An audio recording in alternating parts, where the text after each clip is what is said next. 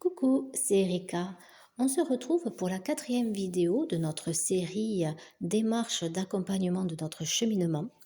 Je tourne cette vidéo quelques heures après la pleine lune qui a eu lieu lundi 13 janvier 2025 vers 23h30. Et nous allons dans cette vidéo nous appuyer sur certaines énergies cosmiques pour évoquer l'introspection. Puisque une pleine lune, c'est un moment où le soleil éclaire pleinement la lune parce que sur la roue du zodiaque, mais aussi dans le ciel, le soleil et la lune sont à l'opposé. Et ces moments de pleine lune, ça peut symboliser à un niveau personnel ces moments où certaines choses ont besoin de remonter à la surface, de sortir de terre. À certains moments, ces choses que nous sentons qui avons besoin de sortir de terre, parfois peuvent être bloquées. Et dans ces cas-là, par l'introspection, nous pouvons accompagner la sortie de terre. Dans d'autres cas, il y a eu une sortie de terre, toutefois nous ne comprenons pas. C'est confus, ça part dans tous les sens, on n'y voit pas très clair. Et l'introspection nous permet de justement mettre de la lumière, d'essayer de comprendre ce que, soit de nous aider à faire sortir de terre ce qui a besoin de sortir de terre. À certains moments, il est important de ne pas presser le processus. Mais en principe, on le sent quand ce n'est pas encore prêt, que ça a besoin encore de couver au sein de la terre. Il y a d'autres moments, il y a des choses qu'on sait qui ont besoin de sortir, mais ça ne sort pas. Et donc là, c'est intéressant d'accompagner le processus. Et c'est ce dont donc nous allons parler dans cette vidéo. Avant de commencer à entrer dans le vif du sujet, je voudrais juste évoquer quelques informations concernant les énergies cosmiques du moment où je tourne cette vidéo. Le Soleil se trouve toujours dans le signe du Capricorne pour quelques jours encore. La Lune se trouve dans le signe du Lion. Elle a changé, donc je tourne cette vidéo mardi 14 janvier 2025 et peu après 10 heures, elle a changé de signe et maintenant elle est dans le signe du Lion. La lune qui symbolise notre inconscient rencontre le signe du lion, un lion qui rayonne. Et donc j'ai envie de dire qu'en fait là, la lumière que reçoit la lune du soleil, elle est amplifiée par ce signe du lion qui rayonne également. Le signe du lion est associé au soleil. Donc, c'est un moment, je trouve, vraiment là intéressant de pleine lune avec maintenant la lune qui se trouve dans le signe du lion, de chercher à mettre de la lumière sur quelque chose. Soit quelque chose qui est encore en terre mais qui a besoin d'émerger et donc nous allons accompagner sa sortie de terre, soit chercher à comprendre, à commencer à comprendre ce qui est sorti de terre. Et d'un point de vue numérologique, nous sommes dans une journée 6 et le 6 c'est pour moi la collaboration. Et donc, voilà, la collaboration, là, la connexion qui s'est faite dans ma tête quand j'ai dit le mot collaboration, c'est justement avec ces énergies. Et peu importe que vous écoutiez la vidéo le jour où elle sera publiée, ou que ce soit dans quelques jours, les énergies là qui se dégagent de cette vidéo, c'est que justement, avec ces énergies du chiffre 6, qui symbolisent aussi l'harmonie, la beauté, l'harmonie, la beauté, et donc, comme je l'ai dit, la collaboration, c'est peut-être un moment, ça peut symboliser la paix aussi, et donc c'est un moment opportun. Donc je répète, le moment où vous écoutez cette vidéo, ou quand ensuite vous aurez ce moment, mais en tout cas, sachez que là, que vous pouvez vous mettre dans ces énergies harmonieuses, je dirais, pour prendre un instant et chercher à comprendre ce qui est en train d'émerger.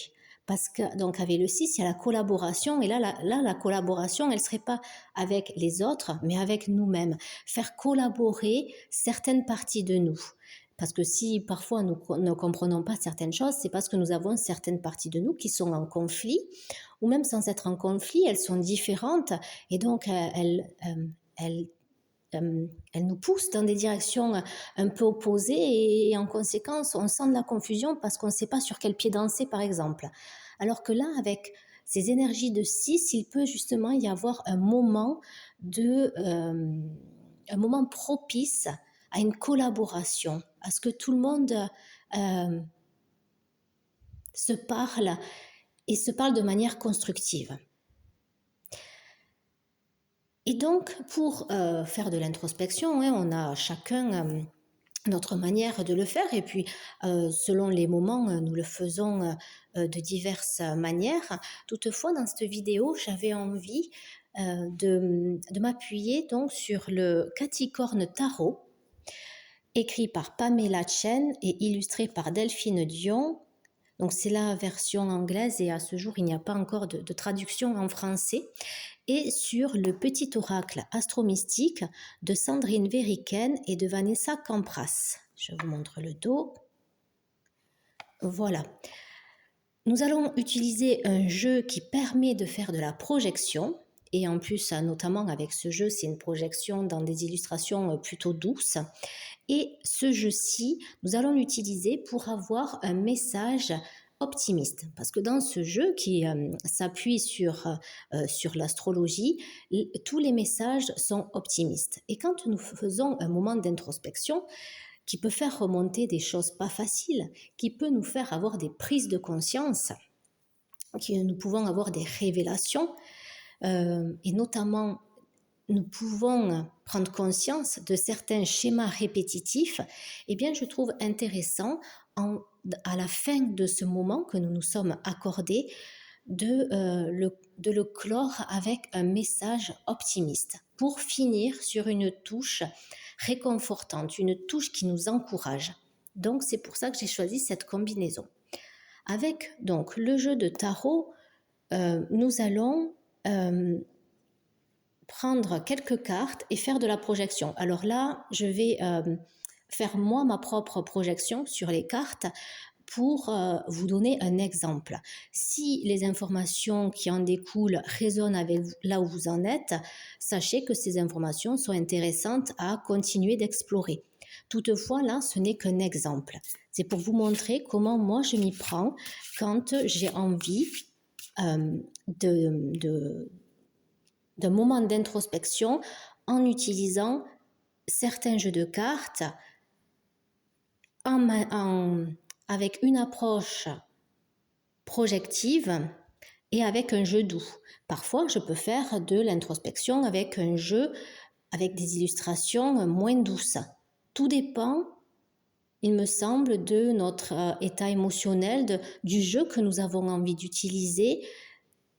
Et c'est important déjà de s'écouter. Et rien que déjà choisir notre support, si c'est un jeu de cartes par exemple, déjà ça commence à nous mettre dans une certaine ambiance pour donc écouter ce qui soit a besoin d'émerger, soit ce qui a déjà émergé et que nous avons besoin d'écouter plus profondément.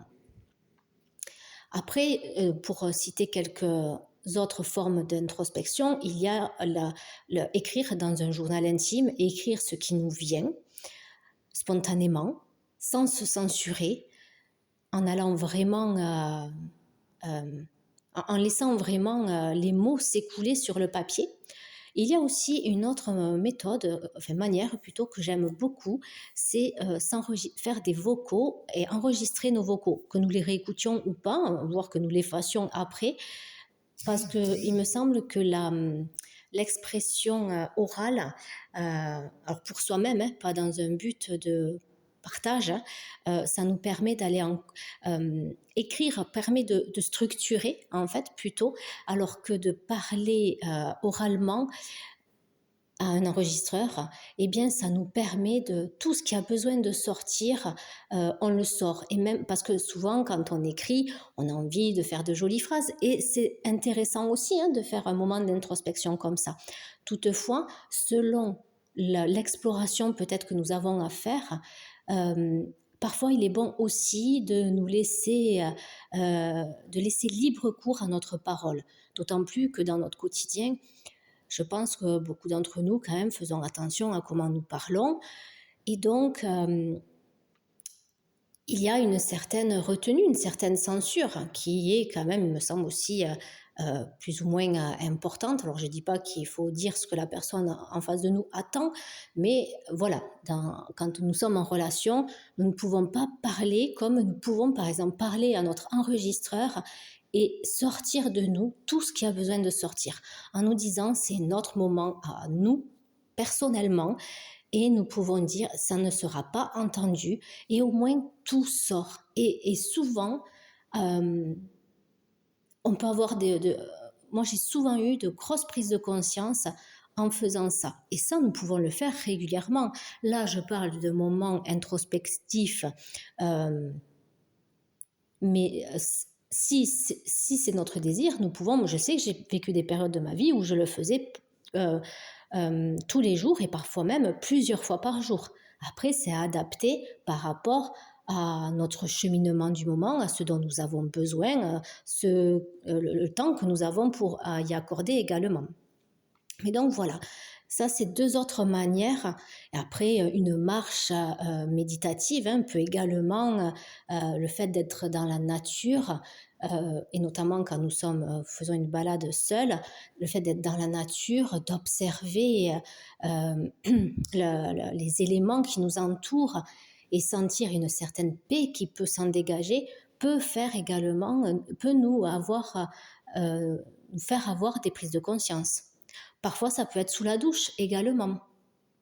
Voilà, peu importe la manière, hein, là je voulais vous citer quelques exemples, toutefois dans cette vidéo, et puis parce que j'aime le faire aussi, je le fais des autres manières que je viens de citer, mais j'aime bien le faire avec des jeux parce que tout simplement, ça ajoute une certaine beauté en fait, comme je parlais hier d'astrologie, hein, qui image pour moi certains mécanismes psychologiques qui peuvent paraître abstraits, et bien utiliser des jeux de cartes, ça met également de la couleur dans l'accompagnement, que ce soit de notre cheminement au quotidien, comme que ce soit d'un accompagnement en mieux-être, parce que nous avons une situation qui est difficile, nous vivons une situation qui est difficile et nous avons besoin de nous apaiser, de la comprendre et de nous apaiser par rapport à elle, voire de faire la paix avec elle. Voilà. Et donc, l'utilisation pour moi de certains jeux de cartes met une touche de couleur dans mon cheminement. Donc, c'est ce que je vais vous montrer aujourd'hui. Alors, on va commencer par une première carte, on va en tirer plusieurs. Alors, il y a ce caticorne, hein, nos chalicornes, qui se tient sur, alors combien 1, 2, 3, 4, 5, 6 livres.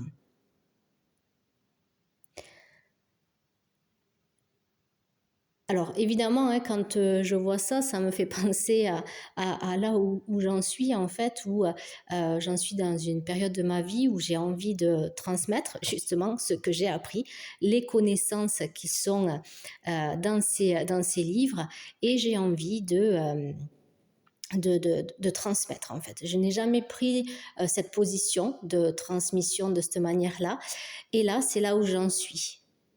Voilà, et ce petit chat, il a l'air quand même satisfait de toutes les informations qu'il a pu compulser dans tout ce qu'il a appris. Et bien là, il est en train de le transmettre, de le partager avec ceux qui ont envie d'entendre certaines informations. Et j'aime bien, qui est deux petits chats avec un pelage assez similaire. J'ai eu envie dans le décor aujourd'hui de mettre des éléments par deux. Donc voilà, ça m'évoque également ça. Et ces informations, ça peut paraître anodin de se dire ça. On peut dire, mais quelle est l'importance? Eh bien, en fait, sur le moment, on ne le sait pas. Mais moi, je ne crois pas au hasard. Donc, ce n'est pas par hasard. Je remarque également là, hop, je vais faire la netteté, voilà, il y a deux clés. Des clés, symboliquement, qu'est-ce que ça représente pour vous? Pour moi, ça va représenter par exemple quelque chose qui va se déverrouiller. Et comme je parle dans cette vidéo de chercher à comprendre ce qui est peut-être confus, eh bien là, peut-être il y a des clés. Donc moi, j'ai peut-être... Après, évidemment, hein, quand on fait un tirage comme ça, ce qui est intéressant, c'est par exemple de faire le tirage, de s'enregistrer pendant qu'on fait le tirage, parler de tout ce qui nous évoque la carte, peut-être noter ensuite dans notre journal intime ce que nous a évoqué nous ont évoqué les cartes tirées, continuer notre quotidien, hein. Et dans notre quotidien, nous avons peut-être des activités de tâches ménagères et peut-être aussi des activités plus ludiques et des activités de balade en nature, et ensuite y revenir. Et parfois, on peut recevoir des informations, par exemple sous la douche également, des informations supplémentaires. Donc, quelque chose qu'on se dit, quelle est l'importance de remarquer que le chiffre 2, ou du moins que la gémellité est importante. Et avec le 6, il y a quand même aussi, je trouve, cette idée, pareil, de gémellité, puisque le 6, ça peut être 2, plus 2, plus 2. C'est des informations, parfois on ne sait pas d'où elles sortent, ces informations, j'ai envie de dire. Toutefois, elles prendront du sens peut-être plus tard. Et comme le but de faire ce travail d'introspection est de prendre conscience de certaines choses et de développer nos prises de conscience, et c'est aussi ce qui nous permet d'observer nos schémas répétitifs. Je l'ai dit, je ferai une vidéo quand j'aurai suffisamment mûri le sujet, parce que c'est un gros sujet quand même, je trouve, cette idée de schéma répétitif. Donc là, je le glisse seulement, j'en ai déjà parlé dans une vidéo précédemment. Toutefois, je ne suis pas encore... j'ai besoin encore peut-être, soit d'étudier, mais aussi de réfléchir, de mûrir le sujet. Toutefois, j'ai envie de dire quand même que ces moments d'introspection peuvent nous faire prendre conscience de certains schémas répétitifs. Et les schémas répétitifs, c'est ce qui est à la base de nos conditionnements, ce qui nous détermine, et c'est ce qui fait que nous vivons des situations qui se répètent. Et si nous en avons marre de vivre des situations qui se répètent, il est important de remarquer ces schémas répétitifs et de leur accorder de l'attention, de l'écoute pour les comprendre. Et c'est ce que permettent les moments d'introspection. Donc nous allons continuer ma propre projection et introspection. Et cette fois-ci, nous avons un chat qui, au dos d'un cheval sirène. J'adore ce jeu avec tous ces êtres qui sortent de l'ordinaire et qui sont improbables pour certains, mais voilà, ce que moi j'appelle des êtres féeriques, j'adore ça. Ça titille tellement mon imaginaire, et c'est important. Et d'ailleurs, c'est ce que m'évoque ce chat-là avec sa tasse.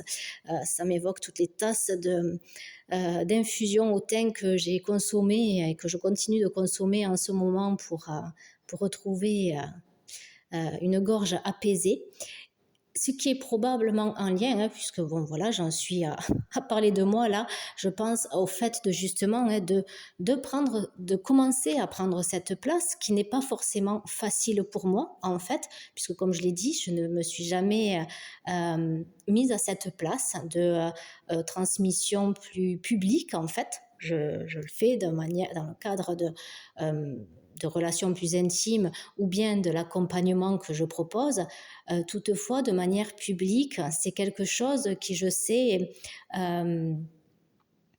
et n'est pour moi pas quelque chose évident que j'ai envie de faire, mais qui n'est pas inné et qui me demande beaucoup d'efforts, mais que je fais avec plaisir parce que je sais que c'est quelque chose que j'ai envie de faire. Toutefois, eh bien, certains d'entre vous, si vous avez écouté les vidéos précédentes, vous savez que en début d'année, je suis tombée malade, que je mets quand même un certain temps pour m'en remettre. Et je pense que, et c'est pas anodin si ça touche la gorge, parce que justement, je me donne en ce moment, je fais l'exercice de communiquer publiquement ce qui n'est pas ce que je fais avec grand plaisir, sinon j'aurais arrêté de le faire, mais qui est quelque chose qui me fait travailler en profondeur.